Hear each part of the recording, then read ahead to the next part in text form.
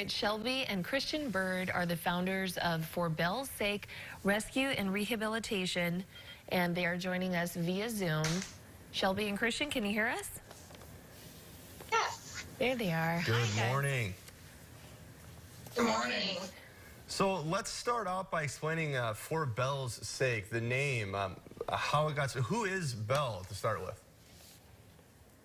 So yeah, Belle was kind of the first case that we really kind of took in and really tried to help out. So obviously, you know, we're just two people, just like anybody else. But so this animal had been sitting out in a ditch in South Carolina for multiple days, and you could tell because the people that had went out there had took some pictures, and there was tubs and bowls of so like people were trying to feed it scraps and some water, but nobody had ever went and checked on it to see if it was okay. So we kind of intervened and took the animal in, and had it was late at night. We had a paramedic come out and take a look at it. That was a friend of ours, and basically try to evaluate the situation. But she was in shock. She wasn't doing well at all. So it really kind of pushed us to say, why aren't people, you know, stepping up to do more? And that's kind of how we really kind of took charge and started out.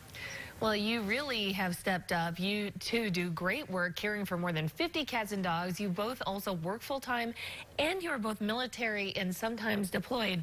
First of all, when do you sleep? We don't. That's what I was thinking. And then, seriously, what do you gain from the work that you do?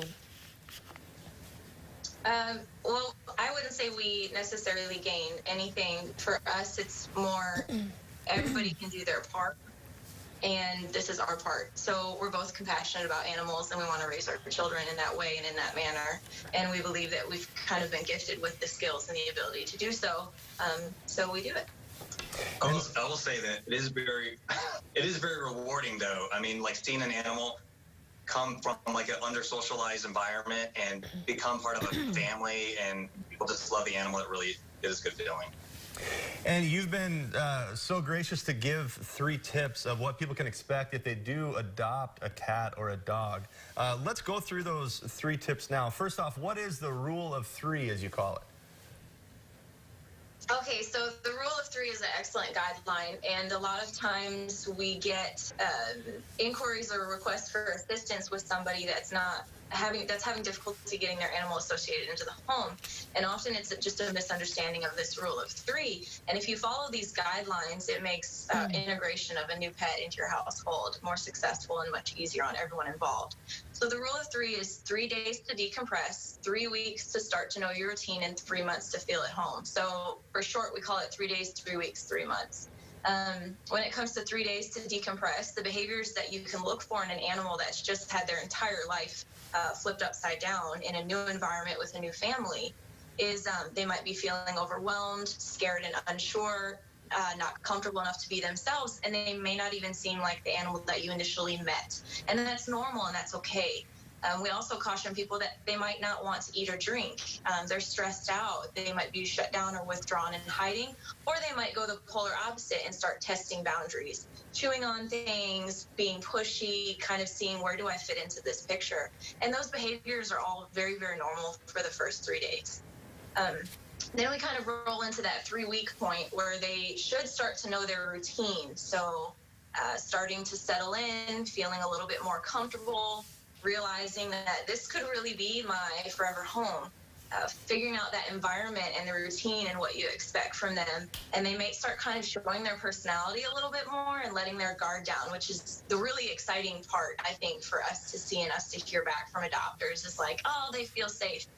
And then, but this is also where you might start to see some of those behavior issues. You're past that honeymoon period, and they might start kind of showing, okay, so I'm not really house trained, or I really do like to eat your shoes.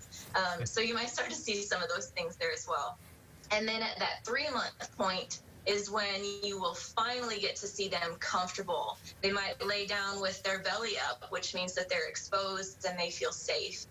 They start to actually build trust and a true bond with their owner or their guardian, and they gain that complete sense of security with their new family, and they realize this is it. This is where I'm meant to be.